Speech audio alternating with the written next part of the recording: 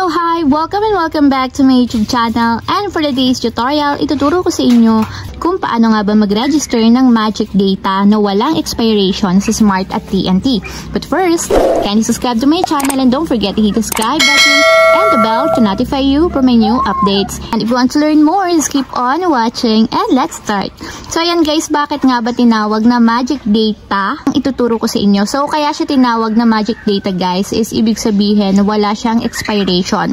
So for example, yung 24 gig ninyo is depende sa inyo kung kailan nyo siya gustong ubusin. So pwede siyang tumagal sa inyo guys ng 1 year kung hindi nyo ginagamit or madalang nyong gamitin yung inyong 24 GB.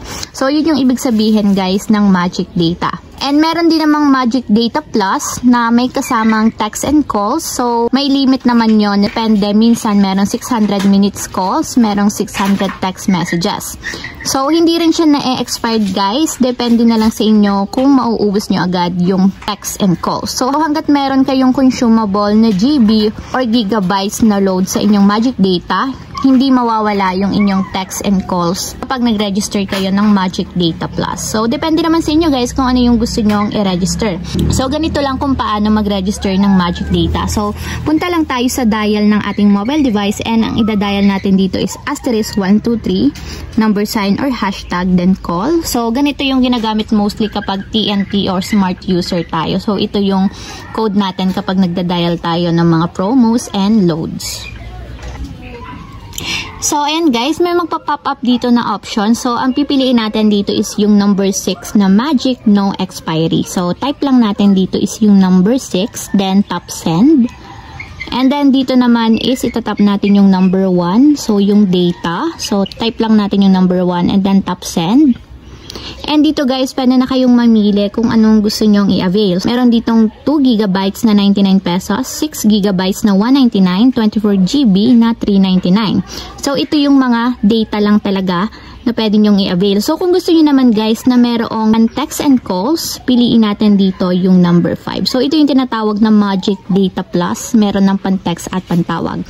So, ito yun guys. Merong 149 na merong 2 GB plus 50-minute calls and plus 50 text message. So, kung gusto nyo naman ng mas malalaking amount, piliin nyo dito yung bigger pack. So, yun yung number 4.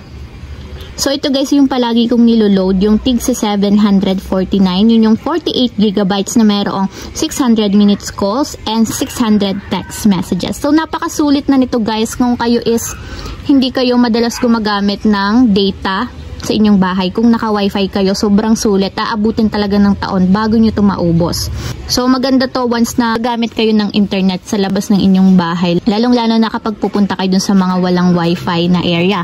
So, ayan guys, kung ayaw nyo naman ng may pan-text and calls, pwede na kayong mamili dito sa mga nandito. So, 99, 199, and 399. So, kung gusto nyo naman ng more data, piliin natin yung number 4 and may mas marami pa ditong options para makapag-avail kayo ng load. So, ito yung mga malalaking amount na. So, 24 GB, 399. 36 GB for 499 and 48 GB for 599 and 60 GB for 699. So, yung pinakamahal na nila dito is yung 699 na 6 GB. So, for example, guys, magre-register na ako. Ang pipiliin ko lang is yung number 1. So, yung 24 GB. So, type ko lang yung 1 and then tap send. Then, after yan guys, type naman natin dito is yung number 1 para makasubscribe tayo sa Magic Data. So, type nyo lang yung 1 and then tap send.